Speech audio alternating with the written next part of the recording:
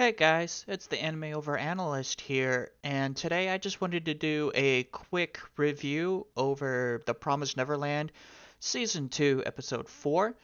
So, uh, just to get right down to the nitty gritty, I'm not sure if they completely removed the Goldie Pond arc, but it really seems like they did, and I don't like that. um, a lot of the stuff that Emma finds out through the Goldie Pond arc seems kind of like forced into this episode, and it's it seems like they're cutting out that entire arc, which really makes me sad because I really love that arc. Granted, that arc is probably the darkest arc so far in the manga. I'm only at about chapter 150, and I know that there's only like 180 or so chapters. Um, so I'm almost done with it. But I'm holding on finishing it until I catch up there with my reviews. Anyways, so this episode I've got mixed feelings of course, Um, right off the bat, like I said, it seems like they got rid of Goldie Pond. And yeah, like the biggest indicator of that was of course the fact that they didn't include Yugo. Um, they included like the fact that there was a character there in the shelter. You know how last episode basically they showed that wall that said help all over it. Um, this episode they included more on the wall. They actually had the list of names, like Lucas and all the other people that were there. So that's really cool. And they've also included a book, like a journal, and in it said, everybody's gone. I can't stand this any longer. I'm also going to head for the human world. To anybody who's reading this, don't give up. So, yeah, I've kind of got a couple theories that's kind of winding around in my head right now on who could have written this. So, it is possible that it could be Yugo, and they just didn't include him in this part of the arc. They might have Yugo maybe more towards Goldie Pond. Okay, let's backtrack a little bit. So the reason why I think they skipped the Goldie Pond arc is because the shelter got found out, and basically the invaders found it, which is super important because when that happened in the manga, um, couple important characters didn't make it through, and but they made it through in the anime here, of course.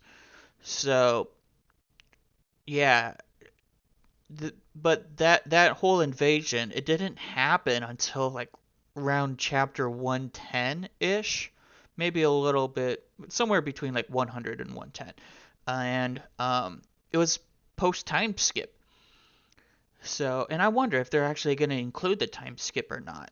That's something else that's kind of interesting. The this whole episode threw me for a loop, because yeah, that's probably my biggest concern was like, where's Yugo? Where's everyone going? I literally don't know. I don't know what this episode is, and like I'm trying to take it for what it's worth. And that's why I have mixed feelings about it, because I don't think this was a bad episode. Um, no, it does not have what I wanted, but it's not a bad episode. So the episode pretty much was revolved around the kids getting settled at home, and they were literally there for like 3/4 of the episode before the invaders came and blew the place up.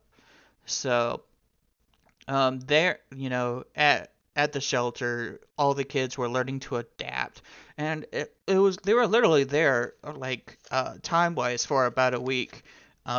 Emma, who was writing in her journal, started on January 22nd, and uh the current day was like 26, January 26th. So that was about 5 6 days. So okay, yeah, 5 days if you include January 22nd. Anyways, um, so they're there, and everyone's just kind of learning how to be self-reliant. We've got uh Rossi, who I call Little Norman.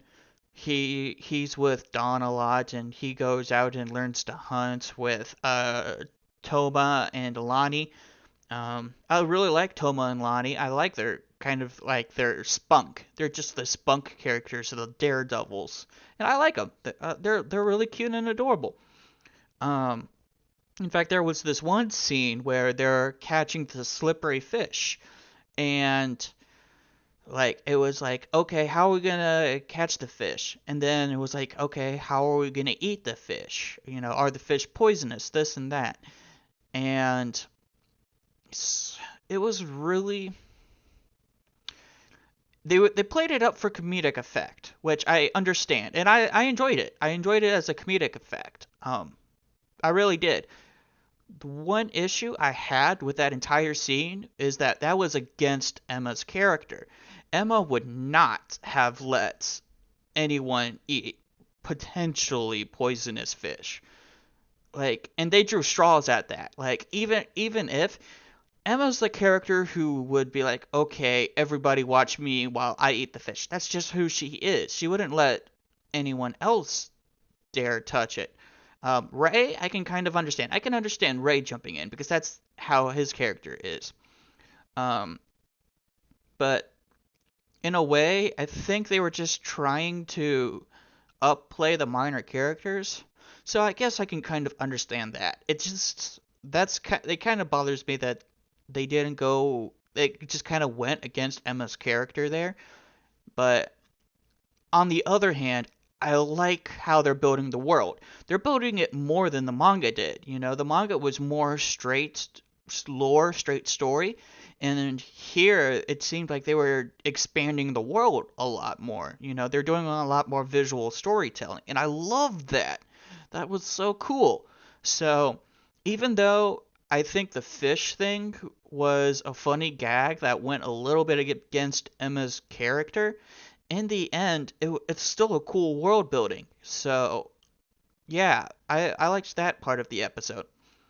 Um, the final part of the episode that I want to mention is Isabella. So this was super key in this episode was that Isabella we get to see her again. She's in a jail cell, and the demons come up and they're like, you screwed up. So you've got a choice. It's you could die here or whatnot. And at first, I literally thought that they were going to kill her right then and there. And I wouldn't put past the anime to do that.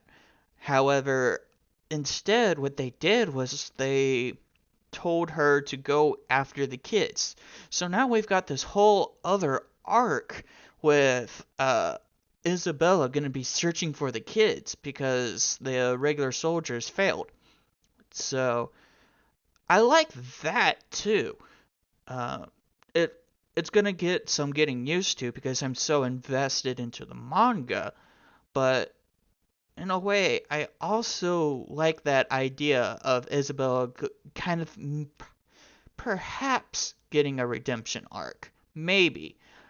It is possible.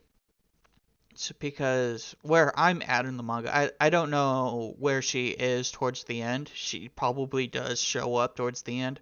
Um, But where I am at 150, she's not been around. She hasn't been around since the scene where she talks to grandmother and grandmother tells her how disappointed she is in her. So, yeah, that was a really cool new plot twist that I did like. I do like seeing Isabella maybe trying to hunt the kids down. It's possible that she tries to save them. It's possible that she tries to join them. I see several things happening. I'm sorry, my computer went out. Um, anyways, So, one last thing that I want to talk about now that I think about it is the CGI. So, I'm getting the same. I see the same problems with the CGI that I have with Attack on Titan. I haven't seen much of the newest season, but more of like the older, like season 2 or 3.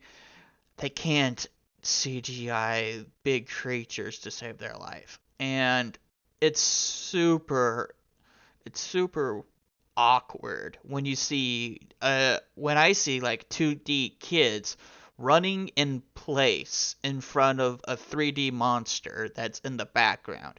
Like you could definitely tell that they're on like separate layers. You know, it's like the 2D characters are running in front of a green screen, and it's super awkward. It That's my only tidbit. Story wise, I mean, how they use the big giant CGI creatures actually really fascinating. I mean, that's how they did in the manga. They used the big creature to kill all the humans. That was cool. Um, so yeah, I don't know where we're going to go.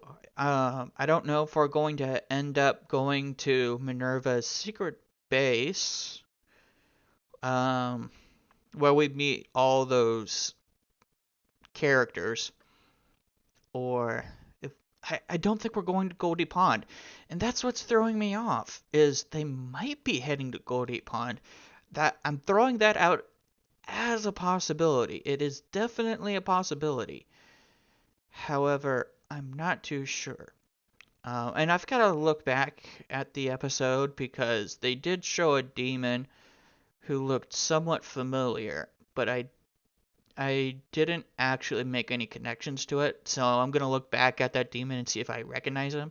It could be one of the demons at Goldie Pond. The one I'm thinking of is the one with like the twisted horns that get. It's like the first one that gets taken out. Um, so yeah, I guess that's it for my video. I'm just kind of rambling on at this point.